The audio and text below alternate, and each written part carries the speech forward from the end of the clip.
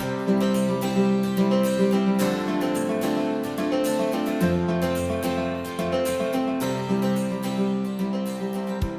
right, welcome back to the Trauma Therapist Podcast. My name is Guy McPherson. My mission is to help trauma therapists be their incredible selves, to be human, to be real, not just a clinician. I'm a big believer in who we are is more important than what we know. And this requires cultivating authenticity, genuineness, and vulnerability, and that requires intention. You can learn more about my courses and workshops by going to thetraumatherapistproject.com. That's thetraumatherapistproject.com. Let's get started. All right, Stacey, here we go. So 5, 4, 3, 2, 1. All right, folks, welcome back to the Trauma Therapist Podcast. I am very excited to have as my guest today, Dr. Stacey Freedenthal. Stacey, welcome.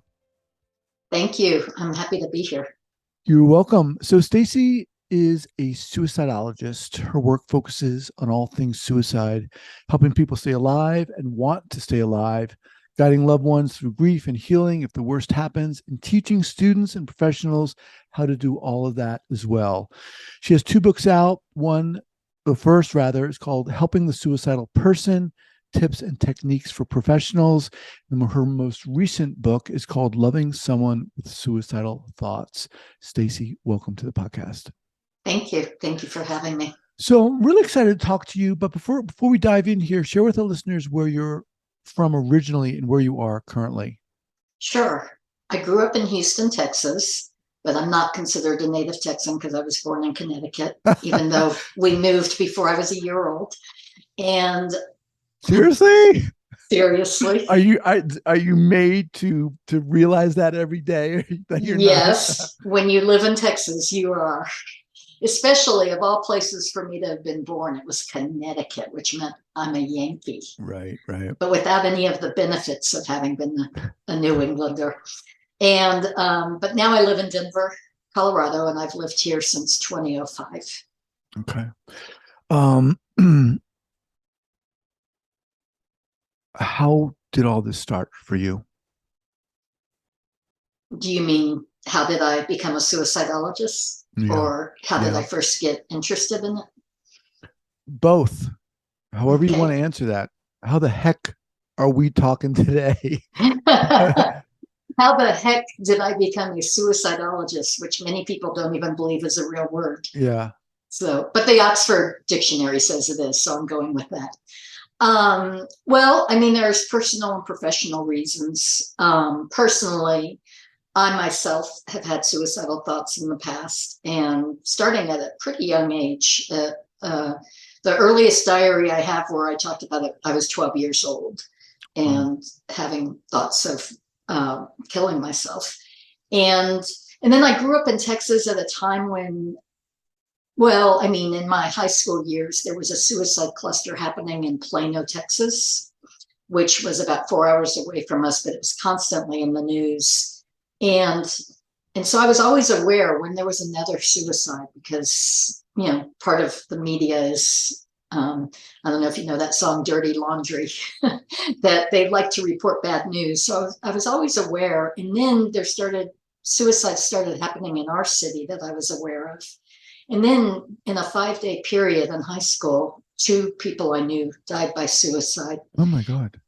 We were 15. Although they may have already turned 16. My birthday's a little later. And the first person I didn't really know well. I just knew who he was. But the second person was a friend of mine. And I was with him the night that he ended up taking his own life. We had been at a party together. And so I remember, I mean, this might sound a little off topic, but I'm getting there. I remember after getting the news on the phone, walking outside and sitting on the curb. I remember looking at the sky. It was this beautiful blue. And I thought, how could he have wanted to leave this blue sky? Which is really sappy, but that's just where my mind went. And then I really, really thought, why didn't he tell us? And why didn't he get help? And as it happens, that's what I ended up doing my doctoral dissertation on in 2005 was adolescents with suicidal thoughts who don't get help. So I feel like the seed to suicidology was planted there. I mean, maybe it was planted with my personal experiences, Mhm. but that, well, and this was personal too, but that loss of my friend just gave me this question that I still am trying to answer. Let me ask you this, and go as far as you want here, but you said from a very early age you started having suicidal thoughts. Give us some context here. Yeah, it's just, I mean, I have diary entries when I was in seventh grade saying things like, I hate myself, I hate my life, I wish I could kill myself without it hurting anybody. Well, did you Because grow up in a traumatic environment? I mean, I wouldn't say it was traumatic, but in my very early childhood, I I have to be careful because I know my mother's going to hear this show. But when I was young, I was alone a lot, and I was alone in ways that now I think somebody would probably call CPS and say this little girl is wandering the neighborhood without anybody supervising her. And the most profound example I can give of that is when I was about 7 or 8. My father took me to this big urban park in Houston called Memorial Park, and it's like preserved pine forest. And I was excited to spend time with my father at the park, but when we got there, he said, "Okay, I'm going to take a nap." And I said, "Well, what am I going to do?" And he said, just explore. So I wanted to find the end of the river because there's a big bayou in Memorial Park, and I thought it was a river, but it's a bayou. And mhm. guess what? It goes to the Gulf of Mexico. So the end was about 45 miles away. Oh, And I was trying to find the end, and I ended up, it became dark. I got scared. I started screaming for help. I was lost. And I ended up being rescued. I mean, this is so dramatic, being rescued by a police helicopter. oh, And I mean, this police officer came down this kind of cloth rope, I guess, rope ladder, and he, hefted me up in his arms, and we went back up, and wow.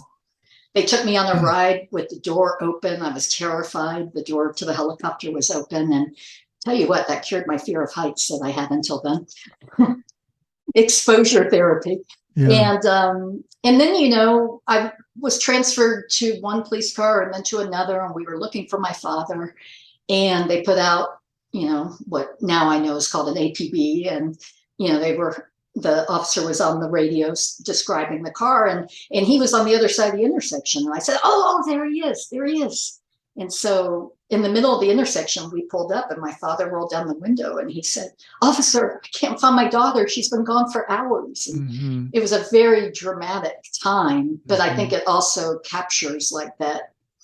I was alone a lot. I had two Hmm. older sisters, but they were 4 and 5 years older than me, and I was the brat. Hmm. So now I asked, I kind of want to, so I asked you a question. I said, when you said you had suicidal thoughts, I kind of immediately in my mind went to, okay, where does this come from? And maybe we'll get to this a bit later, but do suicidal thoughts originate? I mean, do they just come out of nowhere? That's a really good question. I've asked my students, because I teach a class every quarter on suicide assessment and intervention. And one of the first assignments is to look at your own personal experiences, attitudes, and beliefs around suicide, of course, within their own comfort level and boundaries. And one of the things I ask them to consider is, when did you first learn about suicide? Hmm. And no one can remember. It's always through osmosis. They just Hmm. somehow picked it up. But one time a student came to my office and she said, "I first learned about it when I was 3 years old, and I was so unhappy. I didn't want to be alive anymore." Wow. And that really stuck with me because she had a concrete moment where, first of all, she was in so much pain as such a young child that she wanted to die. Hmm. And and who knows if she knew it would be permanent. She was so young, but the fact that she had that thought. And also it stood out for me because I don't know when is the first time I ever knew that people take their life. I have a letter because I'm working on a memoir about these experiences, and maybe even one day I'll finish it. I've been working on it for quite a while, and I found this letter in a box of things that my mother saved from our childhood, my sisters and mine. You know, things like test scores and drawings, but also there was a letter that I had written apologizing to my parents for something wrong I had done. And in the letter, I was very mean to myself.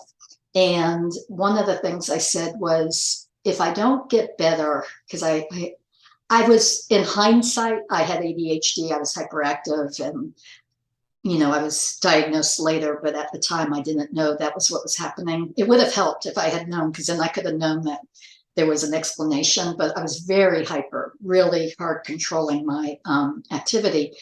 And I said, something along the lines, these aren't the exact words, but something along the lines of, I know I'm a bad girl. I know I've been bad. And then I said, if I don't get better, I will jump in a lake if you want me to.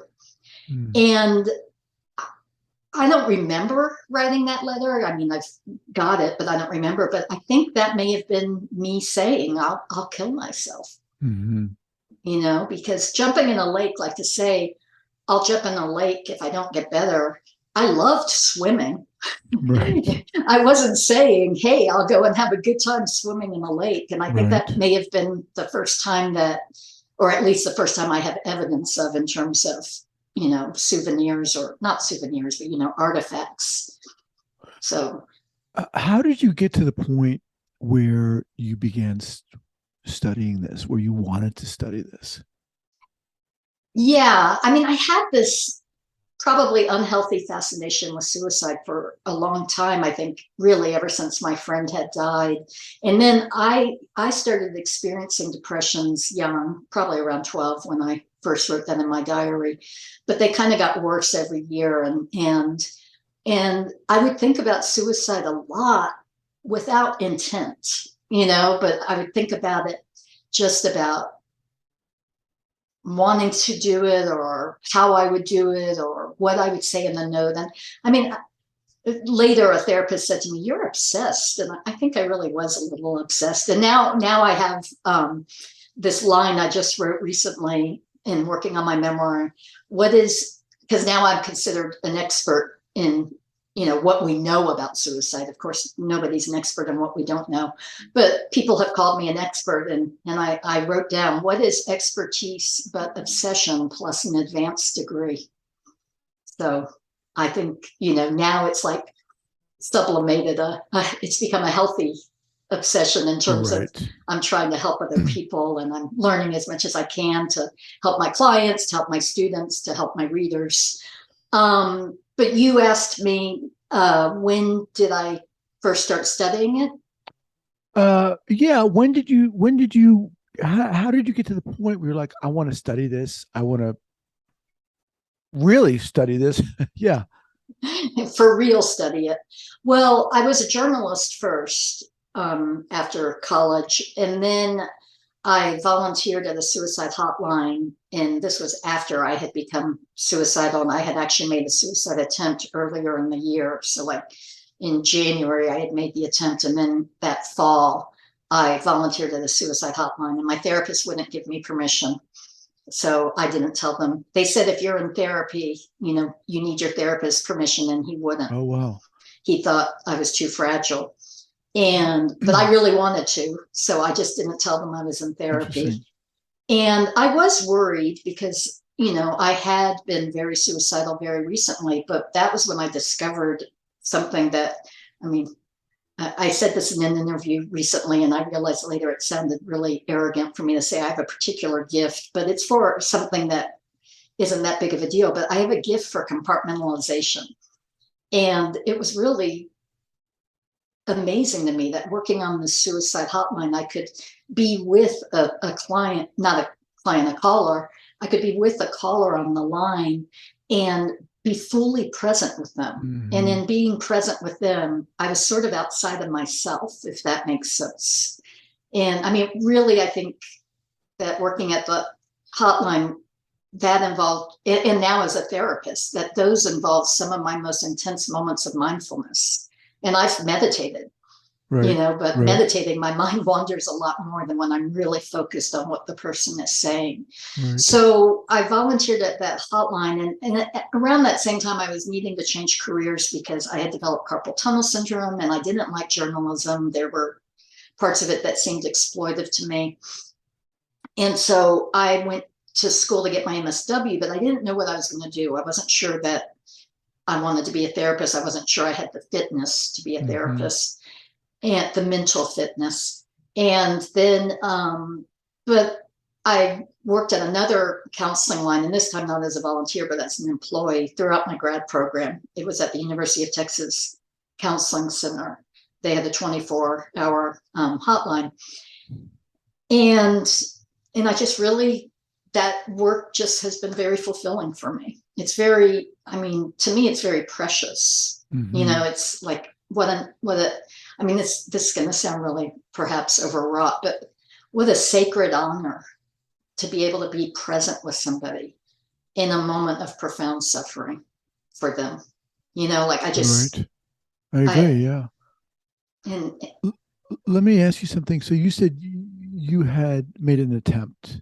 mhm, Have you made multiple attempts? yes, Okay. I've, And um, sometimes people make attempts that are what calls for help is a mhm. term that we use a lot.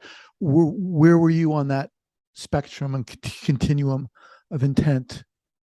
That's a good question. And one of the things I've written about, and I had an article published on, can't remember what the title was, but it was about the challenges in assessing suicidal intent. And one of the things I say in the article is often the person attempting suicide doesn't know their intent. And Hmm. if you ask them afterwards, they may not either remember or they never really knew. And so I draw from my own experience with that, because the first time I attempted suicide was in 1994. And there was this flurry of events. I was very depressed, and my therapist had called my mother and asked her to come be with me in Dallas. And she was, getting ready to go to the airport. And I thought, oh my God, I only have a few hours to do this before my mother comes. And so in the moment, I remember thinking, and I'm not even a religious person, Guy. I mean, I'm not I don't follow organized religion or anything like that. But I remember thinking, I'm giving it to God. Mm-hmm. And when I hurt myself, I thought, I don't know if this is going to kill me or not. I'm giving it to God. And then I tried a few more times, and then my mother called and said, I'm going to the airport now. And I told her what I had done. And she called the therapist. And a couple of days later, I was actually hospitalized, because my mind was fixated on Mm-hmm. killing myself. I mean, Wow. it's really a phenomenon. Now that I'm on the other side of it and I observe it in other people, like Mm-hmm. I compare it to a storm, like that a Mm-hmm. storm can take over your mind. And this is why when people blame themselves or say, I should have been able to prevent it, things like that, I feel like we can't stop a tornado. Right. Right. And I don't mean we can't prevent somebody from dying by suicide. I don't want to feed into that myth. Mm-hmm. But I do mean that suicidality is bigger than any one person. Mm. So there is something going on that is just really a force of nature. And but you asked me a question. Oh, so then so that time I would say my intent was flimsy. And Mm-hmm. the way I said it in a talk was, I can't remember, I said something about, in the first attempt it was like I had a broken heart, and the second attempt it was like I had a heart attack, because the second Mm-hmm. attempt my intent was much more resolved, and I wrote a note, and Mm-hmm. I put up a sign for anyone. I had two friends who had keys to my place because of my pets, so I put up a not a sign, it wasn't like a formal sign, but a sheet of paper that I taped in my doorway inside my house saying, don't go inside. Mm.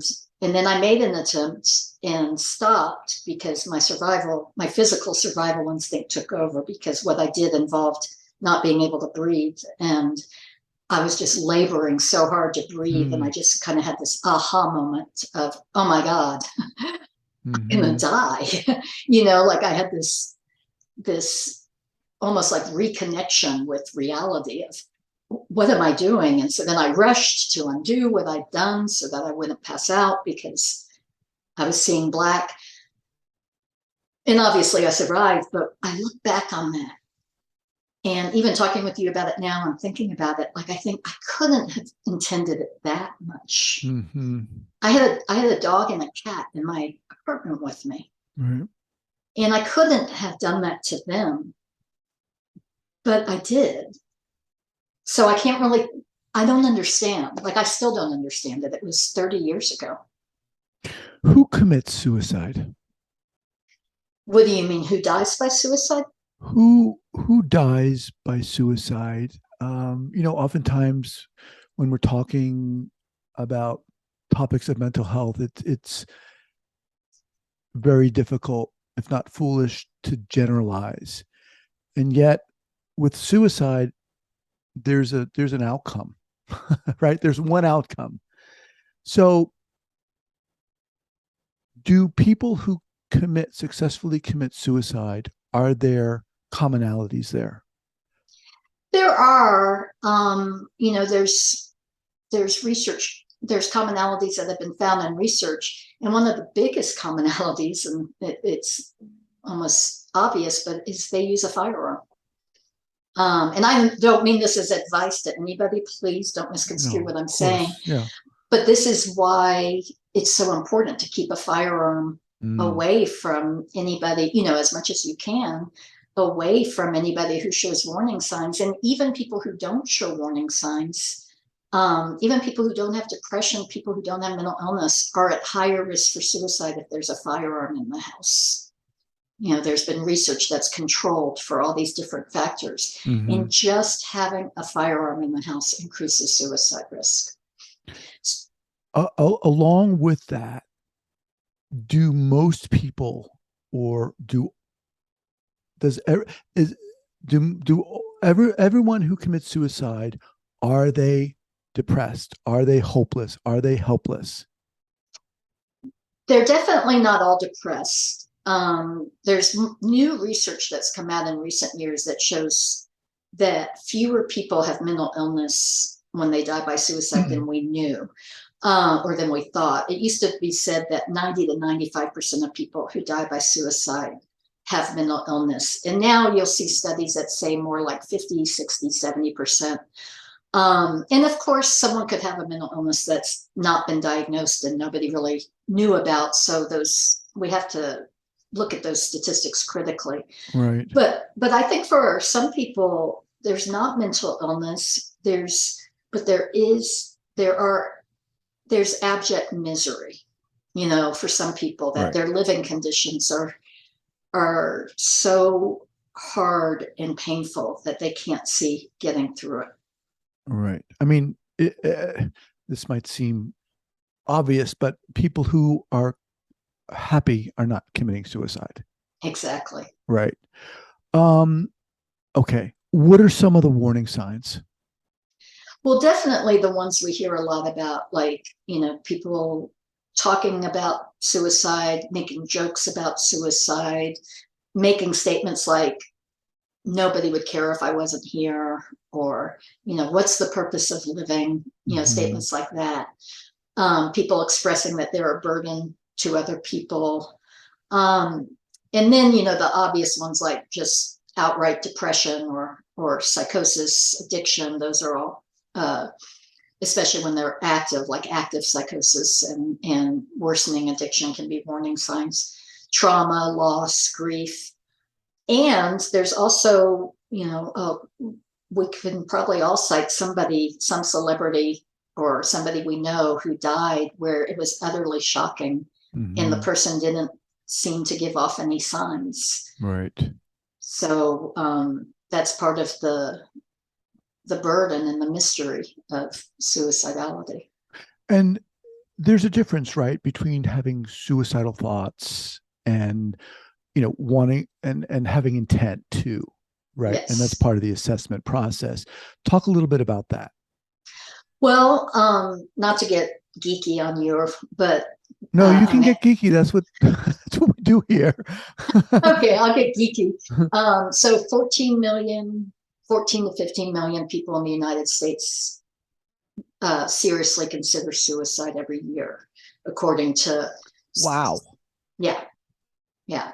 Okay. So, and in that statistic is almost 1 out of 5 high school students. And these are studies. So the high school students, it's the youth risk behavior surveillance study where they're asked in the last year, have you seriously considered, I don't remember if the exact words are killing yourself or attempting suicide.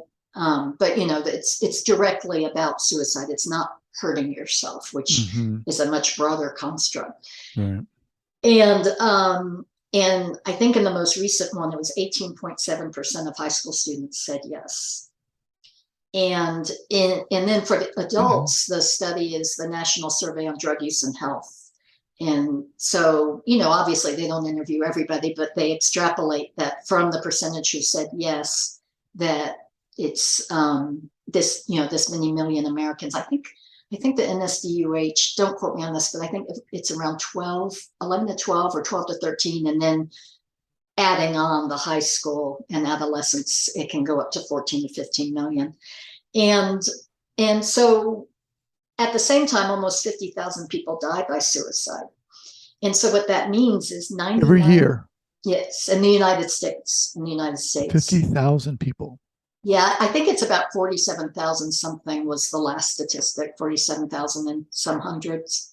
And obviously, oh my God, that's terrible that many people die by suicide. And it also shows us that 99.7% of people who have serious suicidal thoughts or who report that they had serious suicidal thoughts don't take their life. Mm-hmm. And so I think it's important for people to know that, not to minimize or dismiss those who do have intent, Mm-hmm. but to not presume everybody has intent and everybody is in an emergency and everybody needs to have 911 called. Because I think there's a stereotype that if somebody says they're thinking of suicide, oh my God, right, get them to an ER, call 911. And I know some colleagues in the suicide prevention community, that is their message. And they say it's always an emergency if someone has suicidal thoughts. But I think that kind of messaging can do a disservice to people with suicidal thoughts and the people who care about them, because it conveys that you can't just talk with the person and can't just listen to what's going on with them. Mm-hmm. And obviously, if they're on the verge of killing themselves, then yeah, you need more intervention. But if they're having thoughts of killing themselves without a weapon nearby and without active high intent or auditory hallucinations telling them to kill themselves, things like that, then they can have a conversation. Mm-hmm. And a lot of people, obviously listening isn't a cure for everybody, but for many people, it really helps for them to be able to talk about what they're feeling and to connect with another person. And it doesn't help them to be shuffled off to an emergency room or to have the police come. I want to ask you about your time at the suicide hotline. And I kind of want to go there if we can and ask you to share an experience of what it's like talking to someone who is suicidal. Can you take us there? Yeah, it's hard. It's of course it's not easy, but there's a psychologist who said in an article, I think he wrote in an article, that it's shameful that we haven't trained mental health professionals to not be afraid of talking with someone who's in a suicidal crisis. And I very much disagree. I think fear is an innate instinct, and it tells us something, Mm-hmm. and so I do, even now, even having written a book called Helping the Suicidal Person, and another book, Loving Someone with Suicidal Thoughts. I had to look and make sure I said the title right. Even now, I still feel fear if somebody is having intense thoughts of ending their life, because I so much want them not to, Mm-hmm. and because so much is out of my control.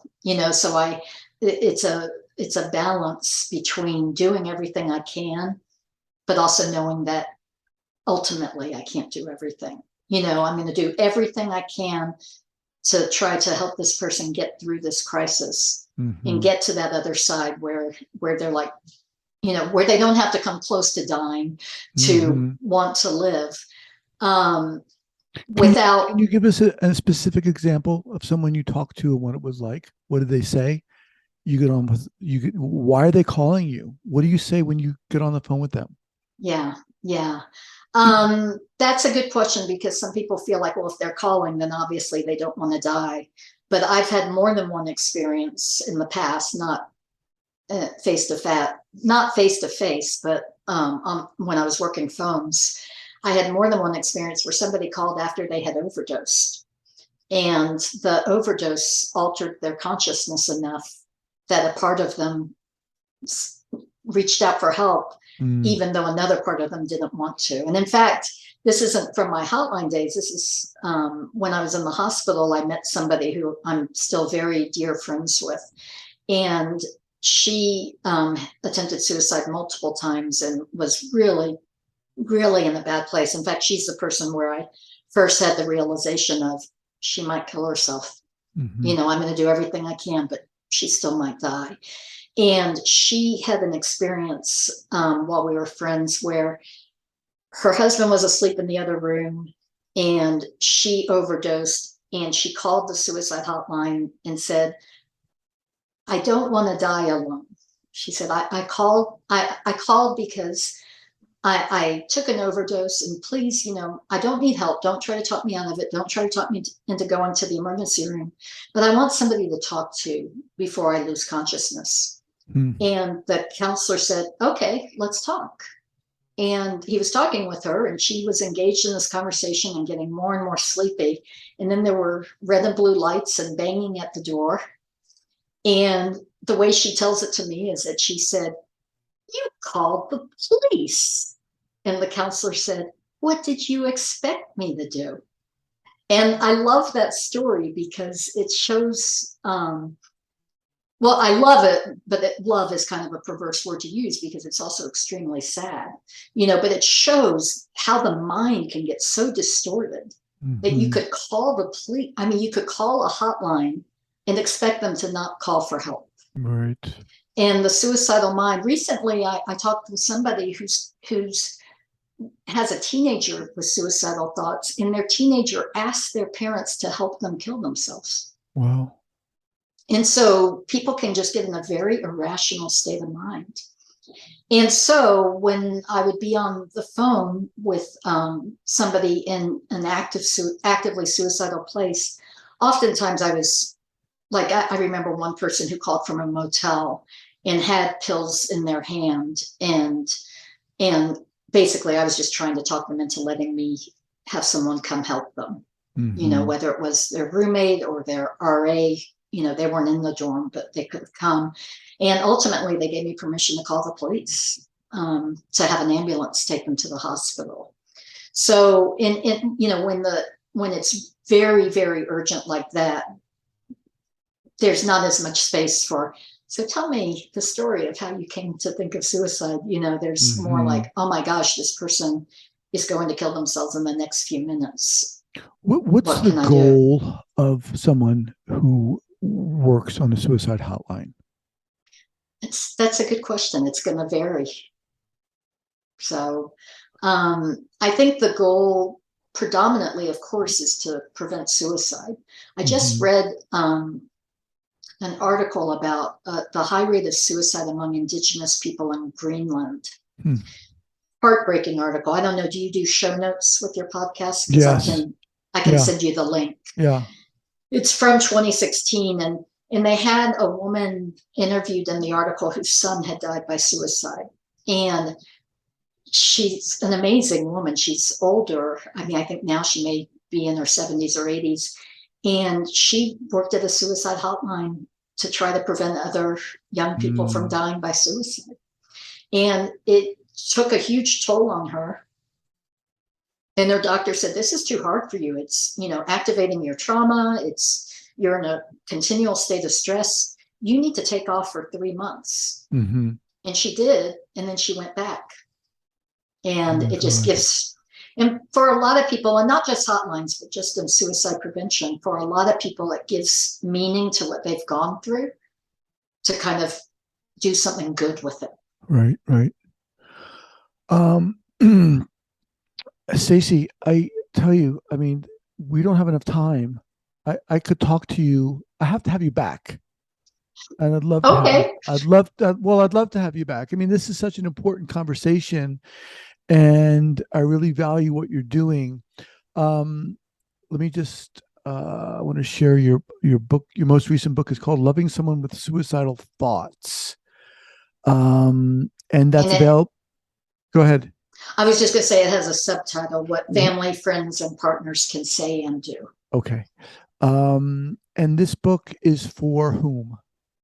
Family, friends, and partners. Okay. I mean, the title is Loving Someone with Suicidal Thoughts, but I say in the introduction, and that's because it's in a series that the publisher created, a Loving Someone with series.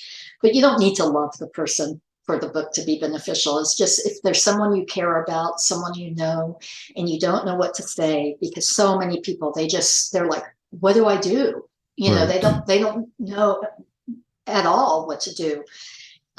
So primarily it's, for loved ones, but also just anybody who's not a mental health professional and wants to be able to help. And then some people have said to me, well, mental health professionals should read it too.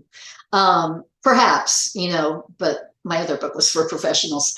So, but it's meant to be a guide for people who feel like, that they don't know what to do, and that there's a misconception that only therapists or psychiatrists or doctors can help. Mm-hmm. And really the frontline people, the ones that suicidal people confide in the most, are friends and family. Mm-hmm. And I mean, just to be clear, suicidal thoughts are one thing, but suicidal intent is something entirely different, right?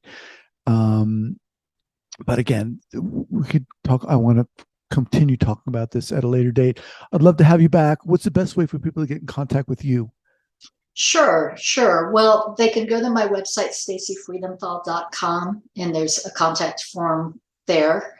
I think it's on the About page. But also I have a website called speakingofsuicide.com, and there's a contact form there. And also people often leave comments that are meant just as notes for me, and I don't publish those comments. There are comments I publish because people leave comments on articles. So those I think would be the best ways. And then also if they just want to email me, it's sfreedenthal@gmail.com. Okay. Appreciate that. Fascinating having you here, and I'm so glad that I met you. I'd love to have you back at a later time. Thank you. Thank you. I'll take you up on that. Definitely. Take care. Thanks.